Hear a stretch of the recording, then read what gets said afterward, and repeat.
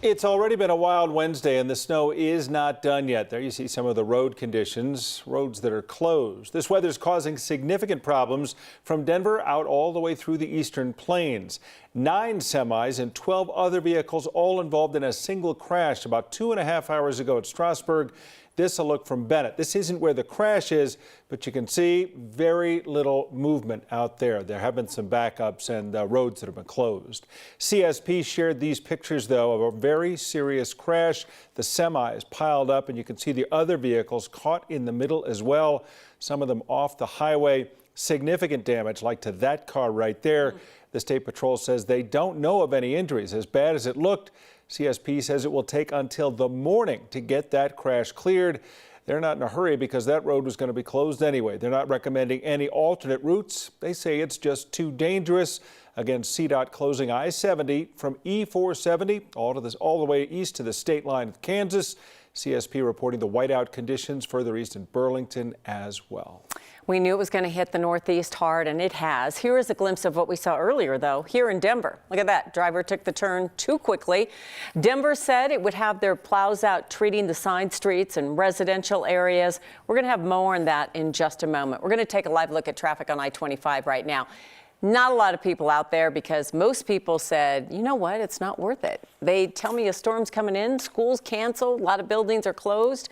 I'm not heading out on the roads, which is a good decision. We have team coverage of this storm. Luis De Leon is keeping an eye on the roads. Katie Eastman is going to tell us about some snow plows that have names. And Steve Steger has been out sledding and having fun and sometimes making kids cry. Before we get to all of that, though, we're going to talk to Kathy Sabin because, Kathy, this storm is not letting go. It's not. It is near blizzard conditions that we're experiencing out in eastern Colorado. The snow continues to fall along the Front Range from a powerful spring-like storm in January, and the snowfall rate still 1/2 inch an hour in many areas. Seeing some improvement, Fort Collins and Greeley, the snow starting to taper off. Still pretty tricky trying to get over some of those higher passes like Vail Pass and up near the tunnel. The snow reports, we think DIA is going to come in close to 10 inches here. The next report around 5 o'clock, but 8.6 so far. Over 9 in Julesburg, Aurora was 7, over 6 in Boulder, 9 in Parker, 6 in downtown Denver, Cherry Creek, Broomfield, and Windsor with almost 10 inches of snow. Again, more totals coming. Big storm system churning over east central Colorado. Ahead of it, severe weather threat growing tonight from Houston to St. Louis.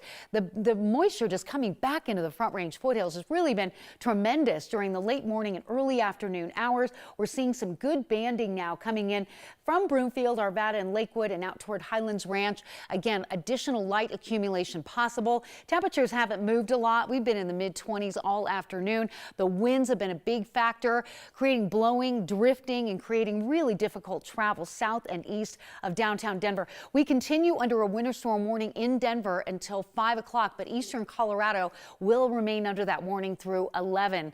Well, seeing the snow improve, kind of just tapering off, letting up a little bit, drier air working in. We're headed for a clear night. We're headed for a sunny day tomorrow, but we got to get through the next few hours. And for those that are out and about, that drive is going to be really treacherous. Improving conditions later tonight and in Maine weather. We'll talk about the forecast for tomorrow and the travel impacts that are still something that we're talking about for tonight and Thursday. That's all just ahead. Yeah, those pictures from the Eastern Plains from the Colorado State Patrol tell quite a story about, some people in the metro area say, well, I only got 6 inches or something like that. But you look out to the east of Denver and you're seeing conditions that are very dangerous. Absolutely. And wind chills becoming a factor, too, as the winds have been increasing on the backside of the storm, Tom. So multiple facets to this storm, which has really been impactful for about 8 states this afternoon. Our friends in Nebraska feeling it, too. Yes, okay. All right, Kathy, lots to talk to you about. We'll talk to you soon. When we do get this kind of snow with the cold temps, the city of Denver activates their residential snow plows. Those are just to make one trip down the road. Yeah, last time, though, it didn't happen. They say the snow exceeded the forecast. This time around, it seems those plows have been out all day. And 9 News reporter Luis De Leon has also been out all day on the west side of Denver. He's out by Sloan's Lake, keeping tabs on road conditions and hunting for snow plows. Luis? Yeah, Tom, Kim, the main roads, like the one maybe 20 yards away from us, 17th Avenue, roads like that, they're cleaned off actually pretty decently well, but it's the roads directly in front of us here, for example, in the Sloan's Lake neighborhood, that still need some work to be done. A lot of cars that we've seen that have been out really are taking it slow for the most part, but we're also seeing a lot of people seemingly heeding those warnings because we're really not seeing much traffic at all throughout our drive that we've been making around Denver. We do know now, though, according to a spokesperson for the Department of Transportation and Infrastructure under the city of Denver, that they will be bringing out crews into the overnight hours. A new shift will be starting with residential plows at 3 a.m. tonight. There's 15 residential plows out as of 3 p.m. this afternoon, but not all of them really call this their full-time job. Venturing out can be both an adventure and a reminder to take it slow on the roads after a big snowstorm. Easy there, Speed Racer. Oh yeah. Yeah, no, definitely. Folks like Dan Rose and his pup Layla, she's going to be 3 this year, end of March. depend on neighborhood roads to be plowed the best they can be. I mean, what makes it kind of tough in, this weather is like the ice in the intersections on the crosswalks, trying to get across. On a day like today, the search is on for the city's residential plows. Hey, there's one now. They stop what they're doing and help us plow. Nancy Kuhn is a spokesperson for Denver's Department of Transportation and Infrastructure, known as DOTI? DOTI? We call it Dottie. Yeah, that. She says for this storm, they deployed their residential plows, 36 working from early this morning and through the day. By Wednesday afternoon, a new shift of 15 residential plows will be clearing paths. Those 15 are volunteers. They do other jobs normally during the day, and they come on board to run the residential plows for starting at 3 today and throughout the night. A job that takes dedication, so recruitment can vary. It's one of those things where, you have to be on call, and so you have to be willing to kind of stop what you're doing if it's on a weekend, a holiday, and be ready to jump in a plow. So it's really a dedicated group of folks who are willing to just kind of do that. Each winter storm hits differently, but Kuhn says the team comes together to see what works best for the next one, so folks like Dan and his neighbors can get around safely. People like Dan there serve as a good reminder that while the city will be working to clear out a lot of those side streets in the neighborhoods, it is up to the homeowners to clear off the sidewalks for people that really need to use them to get around. Homeowners have 24 hours to do so after the snow stops. Businesses 4 hours after the snow stops. Tom and Kim. Well, Luis, you have been out there all day long. We've been talking to you all day long. You've been looking for those plows. Have you seen people actually out there actively clearing the walks and doing a good job? For the most part, we were spending much of the morning and afternoon hours in the West Wash Park area. I think a lot of people are holding off on doing it. The home right behind my photojournalist's camera, they were just clearing off their sidewalk, their driveway, and things like that. But it's kind of a mixed bag. I think people are still kind of waiting. So and they're waiting until the snow stops, I guess. Neighbors. Yeah. Well, and now you're done with your report. You can go help. It'll be fun. Luis, thanks as always. Let's go. Got nothing else to do. You've only been in the cold all day. Thanks for being out there all day and keeping us up to date. So let's take a look at the FlightAware Misery Tracker. Some flights coming in and out of DIA today. Many passengers arriving and leaving had problems, as you might imagine, with this weather. Again, Kathy talking about expecting to see about 10 inches in the next measurement out of DIA. 38 flights delayed, 68 canceled.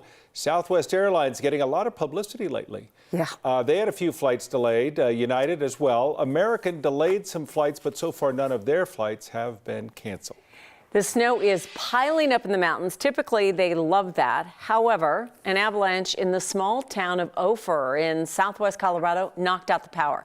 The San Miguel sheriff says snow buried some power infrastructure. In the last 20 minutes, the sheriff said power has been restored to most people in the town, but some people may not have it just yet. The avalanche also closed one of the main roads in and out of town. The San Miguel sheriff says the road will likely be closed until midday tomorrow. The snow is about 20 feet deep and covers up to 200 yards of the road. The sheriff has told people to stay indoors and be safe. We measure the snow in inches, and some places in Colorado measure it in feet. Check out western Colorado, like Purgatory and Durango, nearly 3 feet of snow there in the last 3 days.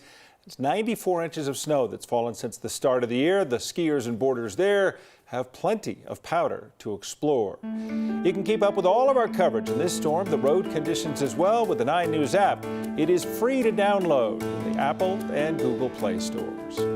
In some other news, a scary and strange call to the Arapahoe County Sheriff's Office this weekend. A man in the hospital violently sick after eating a burrito from Taco Bell that contained rat poison. Hours before, officers responded to a disturbance call to the Taco Bell on Smoky Hill Road near Buckley after a verbal argument between a customer and employees. The victim says he went home, did some chores, started to watch TV and eat his food. The victim got so sick he called 911 and was taken to the hospital by ambulance. We don't know how he's doing at this point. This is an open investigation by the Arapahoe County Sheriff's Office looking into how the rat poison got into the food. The Taco Bell was inspected by the County Health Department and allowed to reopen. The Broncos' former coach may get a new gig. Yep, one team is already talking to Nathaniel Hackett. CU football fans were circling their calendar as the schedule came out. We now know who Coach Prime will be facing in those first few weeks as above.